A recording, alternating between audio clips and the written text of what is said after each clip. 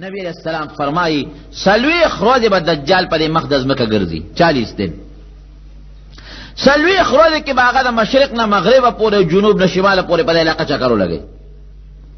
او دا سلویخ روز بے سنگئی ویلون بے روز بے دومر اگدئی لکا دا یو کال برابر، دویم روز بے دومر اگدئی لکا دا میاش برابر، دریم روز بے دومر اگدئی لکا دا یو ہفتے برابر. لاندے کزینی نو تاسو برا مرگری اخیجے برا چت باندے درے مرے اچولی شوی دی لگتی او پوٹی منگ دا پلستری شروع کردی دی ناغیتا دا سیزون میزون تللی دی نو دا یو جمعہ دو بے انشاءاللہ منگ مرگری گزارا کو برا درے مرے اچولی شوی دی یو پوٹی گزاراو کے مرگری برا مرگری کینے اللہ جل العجر در کی. لنبے روز بدوم رو اگدے لکر یو کال، دویم روز بدوم رو اگدے لکر یو میاشت، دریم روز بدوم رو اگدے لکر یو ہفتے او باقی روز بیدا سیوی لکا عامر وزی دے کے بسیب دے چکرو لگئی پا دے طول ازمکا او دے با دا خدای دعوی با دکڑی دے بوئی زا خدای ما دے بدانوی چی دا خدای بندیم زا خدایم او ورسر بسی نبی علیہ السلام فرمائی مال او دولت باغون بی او چی دے کل راشی یو قوم تا باورشی ما او منی چی دا خدای مغیب وی نتا خدا من خدای نی وی خنیم وی یو باران تا باوی چی پا دوی قوم اونشه زمکه ته وای چې فصلونه اوچکه فوراً به فصل اوچشي باران به بند شي چینو کې خولونو کې اوبه به بند شي دی به روان شي هغه قوم سره چې کمال دی پیغمبر علیه السلام فرمایي هغه مال به د پس روان شي داسې به پسیدي لکه د شاتو د مچۍ چې د شاتو هغه بابا پسیدي د شاتو چې کم مشر دی او کم بادشاه دی هغه پسې چې څنګه د شاتو د مچۍ چکر لګي دقه سي د مالونو بر پسې روان شي خلق به دقه سي پاتې شي د لوګي تند به د خلق مړ شي نو چې ابتلاء او امتحان دی واپس په هغه قوم راشي څنګه چل دی ما خدای مانه څنګه مال دولت می در ختم که غریبانان نکړای کنه مال دولت خو چې څوک ورکي هغه خدای وی کنه هغه بوتوي او موږ در باندې ایمان وروړو زموږ خدای واپس موږ له دولت او مال راکا باران ته حکم وکي چې شورو ش باران به شروع شي چینو ته حکم وکړه زرغونی بشي کیانو کې وبب پیدا شي بیا به مال ډیر شي تر دې حد پورې پیغمبر علیه السلام فرمایي چې په دې ځمکه کې دنه څومره سره زر او سپین زر او د ځمکې دا معدنیات او دا سیزونه دي دا به ټول د دجال تابع وي دا به ورپسې رواني یو قوم له به ورشي ما د خدای منه هغې به ورته وي نه مونږ خو تا خدای نه منو وی ګوره که زه یو نښه درته ښکاره کړم بیا به ما خدای ومنې هغې ورته وي څه نښه به ښکاره کړې وی ستاسو پلاران او نیکونه چې کړمړي چې دا د الله جمدي کړم وبه منې دی به یره که دا کار دی که خو مونږ تا بیا خدای منو زمونږ پلاران او نیکونه چې کمړه دي کار دی را جمدي کړ خو خدای دې منو وی کم دی خښ دی راځئ مقبرې له به لاړ شي پیغمبر علیه السلام فرمایي ځمکه به وشلېږي او شیطانان به د هغوی په شکل روځي د ځمکې نه ای به شیطانان خو د هغې د پلارانو او د نیکونو په شکل د ځمکې نه روځي دی او دا خو مې هغه پلار دی دا خو مې هغه رور دی دا خو مې هغه نیکه دی فوراً په دجال باندې ایمان به راوړي جناب دې نښو نښانو ته څوک ټینګېدی شي ګران کارم نه دی هغه سړی به ټینګېږي چې کوم سوچه مسلمان دی پیغمبر علیه السلام فرمایي دا ګورې خدای نه دی پوه شی ولې ځکه دی به په ښی سترګه ړوند دی او خدای ړوند نه دی الله کې عیب نشته او د ښی سترګه به ړندی او داسې به ړندی لکه شین انګور چې بار روتي دغسې د سترګو دا ګاټې به بار روځي خلکو له به تې کرکه ورځي او چې کوم سوچه مسلمان دی هغه به پیژني بل سړی به نه پیژني په دې تندي د پاسه به یې لیکلي کافرې کافر دا به ورته لیکلي کافرې کافر دا به په دې تندي د پاسه ورته لیکلي خو یاره چې کم سوچه مسلمان دی هغه به پیژني او چې کم کافر دی هغه ته به دا خط نه ښکارېږي یو د کندي مرګري دغه ځای کې ودرېږئ چې دا کم بهر نه مرګري راځي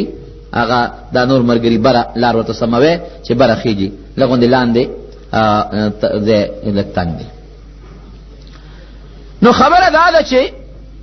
نبی علیہ السلام فرمایي په دې تندي د پاسه به ورته لیکلي کافر مسلمان خو به پیژني چې دا کافر دی داسې نښې نښانې به په یو قوم به ورشي د هغې قوم باندې به آفت راغلي د هغوی څاروي به مړه شوي دی به ورشي ولې خفه یې چې په مونږ باندې آفت راغلی زموږ څاروي مړه دي ټول که زه درله هغه خپل څاروي واپس را جمدي کړم ما به خدای ومنې هغې وی بلکل دې منو دی به وله هغه ټول څومره ټول به ورته را جمدي کړي هغې به په ایمان راوړي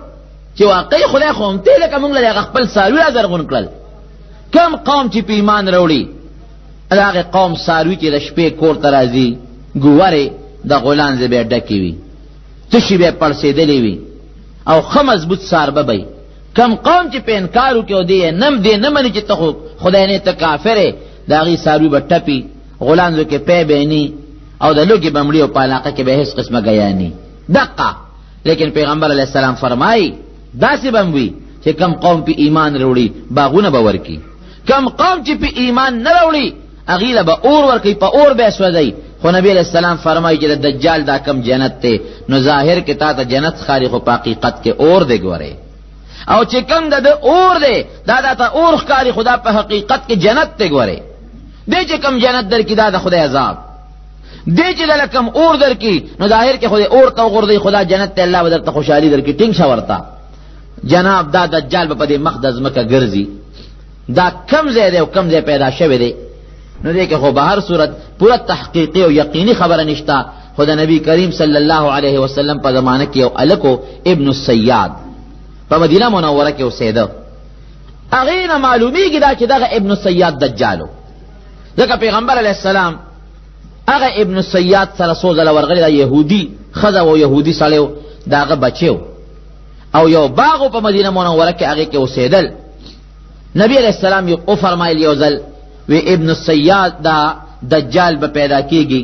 د داسې مور او پلار نه پیدا کیږي چې د مور او پلار به 13 کاله بچی نه کیږي.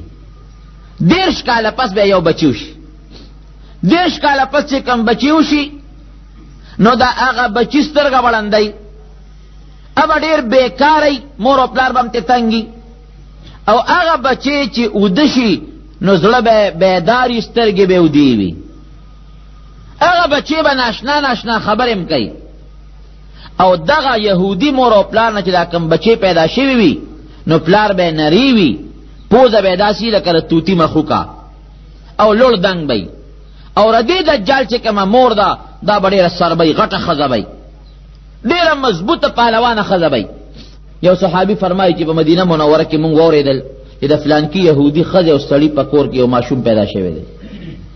او ښځه چې کم شکل نبی علیه السلام یادوي نو مقه شکل یې دی، او د دې سړي چې کم شکل دی نو نبی علیه السلام یادوي مقه شکل یې دی. وایي زه ورغلم سره د یو بل ملګري چې ورغلم د هغه یهودي سړي او د هغه ښځې نه مې تپوس وکړو، خو چې نبی علیه السلام کم صفت د دجال د مور او د پلار یادول د دغې ښځې او سړي هم هغه صفتونه وو، همغه شی و لکه توتي غوندې پوزه او لوړ دنګ سړی او مور یې ښه سربه وه. وایي ما دې تپوس وکړو چې ستاسو بچی شوی دی؟ وی هغې وی چې او مې چې څونه موده پس تاسو له خدای بچی درکړه؟ وی چې 13 کاله زمونږ د واده شوي زمونږ بچی نه کېده، اوس هم یو بچی شوی دی. ګوره پیغمبر علیه السلام هم دې به 13 کاله پس پیدا کېږي، د مور او پلار به 13 کاله کې اولاد نه کېږي. وی مونږ ورته وی چې دا بچی څنګه دی، خالق دی که بد؟ وی ډېر خطرناک دی، ډېر خراب زوی خدای را کړی دی. مونږ وی د حالت څنګه دی چې دې اوده شي څه حالت یې وي؟ وی چې اوده شي نو سترګې اودې وي خوله یې بیداري. مونږ چې کومې خبرې کوو نو د هغې نه دې خبرېږي. ګوره نبی علیه السلام چې څه فرمایي ټول په غالک کې وی زه ورغلم دا غالک نه مې څو تپوسونه وکړل، وی اومقه ناشنا جوابونه یې راکړل. پیغمبر علیه السلام ته خبر شو دغسې ابن السیاد د صاف نومو یو الک د یهودو په کورنۍ کې پیدا شوی دی، او صرف د دجال چې کومې نښې تاسو بیانوي هغه نښې پکې موجود دي. نبی علیه السلام سره د عمر فاروق رضی الله عنه یو صحابي ورغی، دی په یو باغ کې ودو، چې ودو نو پیغمبر علیه السلام د اونو نه شاته پټ ته چې دی مونږ نه خبر نشي، او دی ودره چې له ده نه مونږ څه واورو چې مونږ ته پته ولګي چې واقعي دا دجال دی او که دا نه دی. د یوې اونې نه ځان پټو، د بلې نه ځان پټو، دې کې د دجال دی مور د دې ابن السیاد دی مور نبی علیه السلام ولیده چې ویلې زوی ته یې اواز وکړو ای بچیا هغه دی ودرېږه، نبی علیه السلام راغی. نو پیغمبر علیه السلام فرمایي وی مور یې خدای هلاکه که که دې زوی دی اواز نه وی ورکړې نو مونږ ته به پته لګېدلې وه چې دا دجال دی او که دا نه دی. خیر چې را پاسېده نبی علیه السلام دې تپوسونه وکړل، وی څه حال دی ته چې ودې څه حال دی؟ وی چې ودې م سترګې مې ودې ویله مې بیداري.